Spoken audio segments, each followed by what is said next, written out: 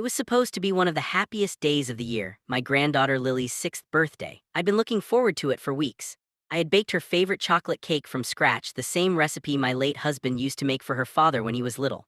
I wrapped the little pink bicycle I'd bought her, tied it with a silver bow, and even bought balloons that spelled out her name. I wanted everything to be perfect. But the moment I arrived at my son Daniel's house, I knew something was wrong. His wife Megan stood at the door with her arms crossed, a frown already forming. "Oh, you came," she said flatly, as if my presence were some sort of inconvenience. "Yes," I replied, forcing a smile. "It's Lily's special day, I wouldn't miss it for the world." She looked me up and down. "Well, next time, maybe let us know before showing up, we already have everything handled." I blinked in surprise. I had told Daniel a week ago that I was coming and even offered to help decorate. He sounded happy about it, but before I could respond, Megan stepped aside reluctantly and muttered, "Just don't make a mess." Inside, the living room looked lovely: streamers, a pile of wrapped gifts, and a big banner that read "Happy Birthday, Lily." My little angel ran to me the second she saw me. "Grandma," she squealed, wrapping her arms around my legs. I knelt to hug her tight, tears filling my eyes. "Happy birthday, sweetheart, look what Grandma brought you." Her eyes lit up when she saw the big pink box. "A bike, is it really for me?" "Yes, just for you," I smiled, my heart full. But before I could even help Lily open it, Megan's sharp voice cut through the air. "We already got her one, you shouldn't have wasted your money." I turned to her, caught off guard. "Oh, I didn't know, I just wanted to."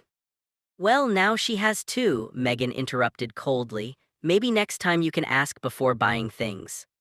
Daniel finally came in, carrying some plates. "Mom, you made it," he said, sounding genuinely happy. "Yes, honey," I said softly. "I wouldn't miss Lily's birthday." But Megan wasn't done. She kept fussing about the cake I brought, saying they already ordered one, and complained that my frosting looked messy. I felt smaller and smaller with every comment, as if I didn't belong in my own family's celebration. Finally, when guests started arriving, mostly Megan's friends, she leaned over and whispered, "It's getting a little crowded. Maybe you can come back later after the party. Lily will still be happy to see you." My chest tightened. "You're asking me to leave." "I'm not asking," she said with a fake smile. "I'm trying to avoid drama. You always make things emotional." That was the last straw. I stood up, straightened my cardigan, and took a deep breath. "All right, Megan, if that's how you feel, I'll go." Lily looked confused. "Grandma, where are you going?" I forced a smile through my trembling lips. "I'll see you soon, sweetheart." But inside I was breaking.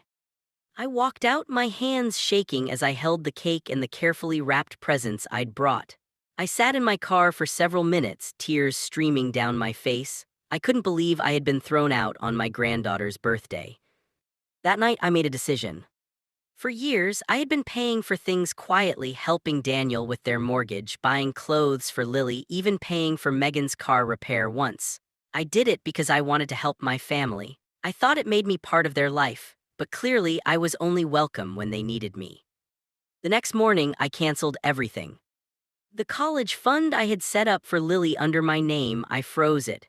The automatic transfer that went into Daniel's household account, I stopped it. The gift I had planned for Christmas, a family trip to Disneyland, was canceled too. It wasn't revenge, it was clarity. I realized that my love was being taken for granted and that I had been allowing it. A week later, Daniel came by. "Mom, what happened?" he asked, confused. "Megan said you left without saying goodbye." I sighed. "Daniel, your wife told me to leave. She made it clear I wasn't wanted." He frowned. "She said she didn't mean it like that." "Then maybe she should have said it differently," I replied. "Daniel, I love you and Lily more than anything, but I won't beg to be part of your family." He looked down, guilt written across his face. "I didn't know she treated you that way." I placed a hand on his arm. "Son, you have your own family to manage. I just hope you remember that kindness matters more than pride." 2 days later, something unexpected happened. Lily called me, her little voice trembling. "Grandma, Mommy said you're mad. Are you mad at me?" My heart ached. "Oh no, sweetheart, never. Grandma loves you more than anything." "Can you come over? Daddy said I can pick who I want for my birthday next weekend because my party got messed up." I smiled through tears. Of course, my love, I'll bring the cake again just for you. That weekend, Daniel and Lily came to my house. No crowd, no decorations, just the three of us. Lily ran around the garden on her pink bicycle, laughing, her curls bouncing in the sunlight. Daniel helped me set the table, and for the first time in years, it felt peaceful. Later that day, Megan called Daniel. I could hear her shouting through the phone. He stepped outside to talk to her, his voice calm but firm. When he came back in, he looked tired but resolute. She doesn't understand, he said quietly, but I think it's time I set some boundaries.